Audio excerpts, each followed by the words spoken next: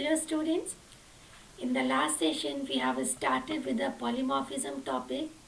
I have told that the polymorphism can be classified either as compile time polymorphism or runtime polymorphism. In compile time polymorphism, we have talked about the function overloading as well as the operator overloading.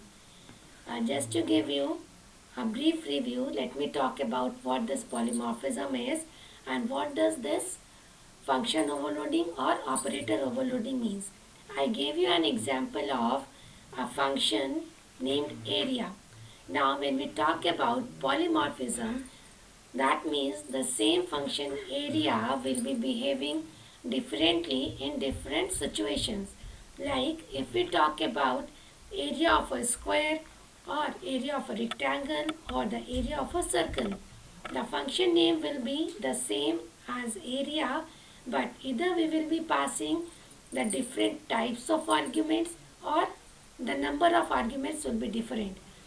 And in the same fashion, I have talked about operator overloading, where either it can be a unary operator or a binary operator, and the same operator will be functioning in different modes or will show different behavior in terms of different aspects that will be using our operator. So today in this session we will be talking about function overriding, that is the part of polymorphism and comes under runtime polymorphism or late binding. So let us start with what this virtual function is and then we'll come to the function overriding.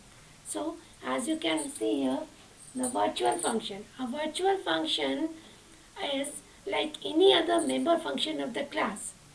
As we all know that a class comprises of two things, that are its data members and the member functions. So virtual function is also a member function of the class. The difference between any other normal member function of the class and the virtual function lies in the keyword virtual itself.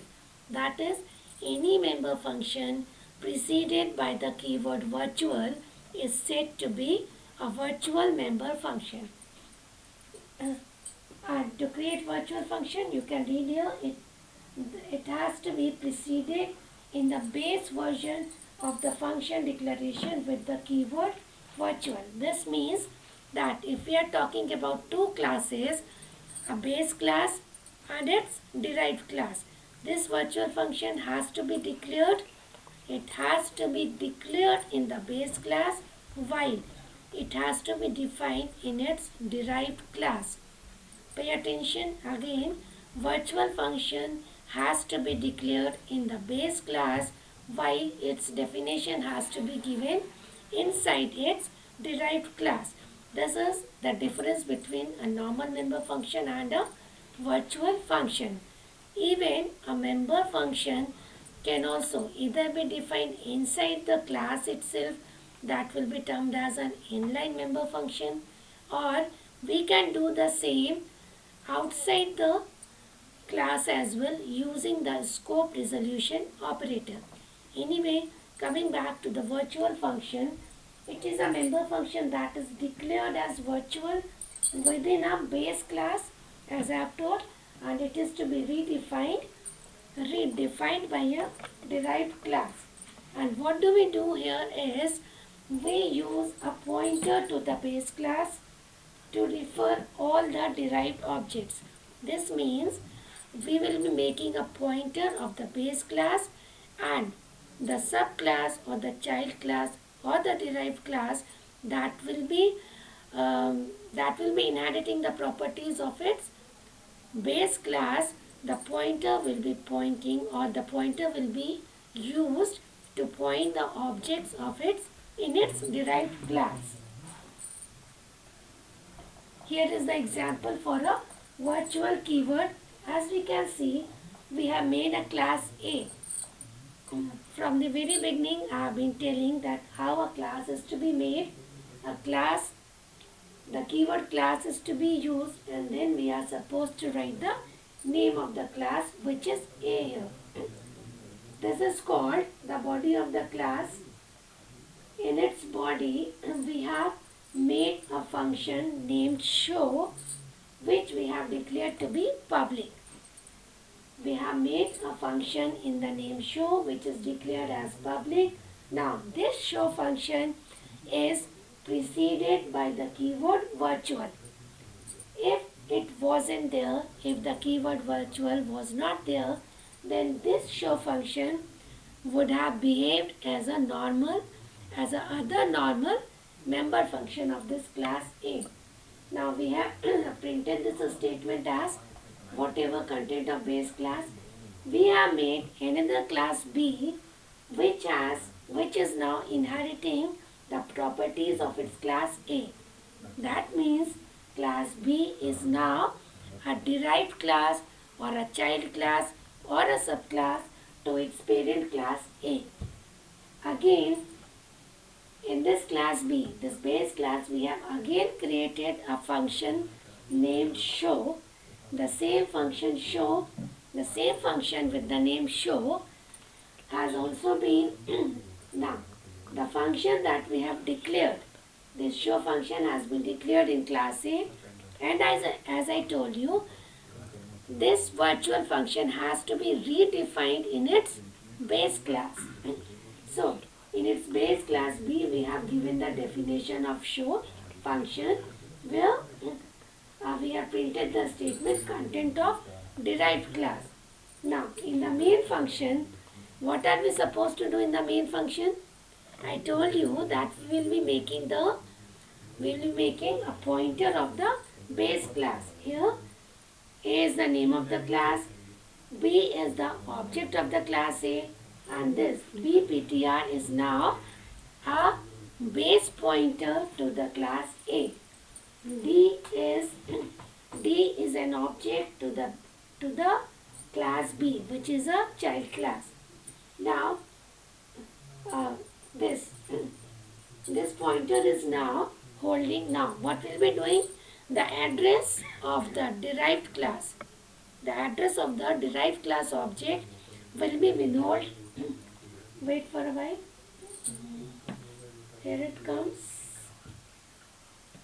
The address of the object of the derived class will be held by the base class pointer that we have made here. And now, when this pointer will be pointing to the show function. See, this is the program, and here comes the concept of late binding or runtime polymorphism. Here, the address of D is withheld by base class pointer again, and again this pointer is now pointing to the function named show. So, this is how the virtual keyword has to be used. It has to be preceded before any normal member function of the class. Now here comes the program, and I'll tell you what the output of this program will be. See, now when we're talking about the function overriding means, like suppose we have made a function in a particular class A, which is the parent class. Now, if the same function has been made in its child class or the derived class, the function now will override the value of its base class. That means, suppose if we have made a function named, let us say any function in the name fn. Now the same function has been made inside its child class with the same name fn. Now if the definition of fn was something else in its base class, now the definition is changed. Definition of the same function fn will be now changed in its child class. So the value will be now overridden. This is called the replacement, or the value is now overriding the value of that was in its base class. Now see the example. Here we have made a class base. We have taken a public function as print, and we have printed out this statement base function. We have made a class derived. Now this class derived is inheriting the properties of its class base. Again we have made the same function void print that was inside the base class also, and now we are again making the same function inside the class, inside the derived class, and we are printing out some other statement. Now in the main function, in the main function we have made two different objects of the derived class in the name derived 1 and derived 2. Now whenever we will be calling the print function using the object derived 1. Now see, this derived 1 was the object of the derived class. So if we will be calling this print function using the derived function, what statement we will be getting? Either we will be getting the statement of this base function or derived function. See, we are calling the print function. We are calling the print function which is described, which is defined in both the classes, in the parent class as well as in the child class. Now in the main function, when we will be calling the print statement, the print function, it will depend upon the object that is calling this function. If the object is from the base class or the derived class. Here we have made derived one object of the class derived. Now when the object of the derived class will be accessing the print function, the statement derived function. That means the definition of the function defined in the derived class will be printed. But what if we want to print, or if we want to access the print function, any function described in the base class? There should be some way. We are talking about function overriding. A function is overriding the value of its base class, but there should be some accessibility so that we can access the function in either of the classes. So if we are making the object of the derived class and we are calling the function in the derived class will be called. But there should be some feasibility to call the function of the base class as well. We can do that as well using the scope resolution operator. See, now what we have done is we have made another object derived 2 of the class derived, and now if we want to call the function from the base class, what we will be doing is we will be writing it through this syntax. The name of the object in the derived class, using the dot operator, we will be naming the class. Either it is going to be a base class or a child class. For a child class, the name of the class is not to be written because the object is from the child class itself. But if the object from the child class wants to access the function of its base class, we have to have mentioned the name of the class as well, followed by the scope resolution operator and the function name. So what will be the output of this program now? Derived1.print. Derived1.print will call the function from the derived class, while derived2.base scope resolution operator print function will call the function from the base class. So this is what the concept of overriding is, where the function from the where a function from the base class, from the derived class, overrides the value of the function in the base class. But even then it is feasible, it is possible to call either of the function from either of the classes. If we have to call the function from the derived class itself, the object directly from the object of the derived class will be directly accessing it.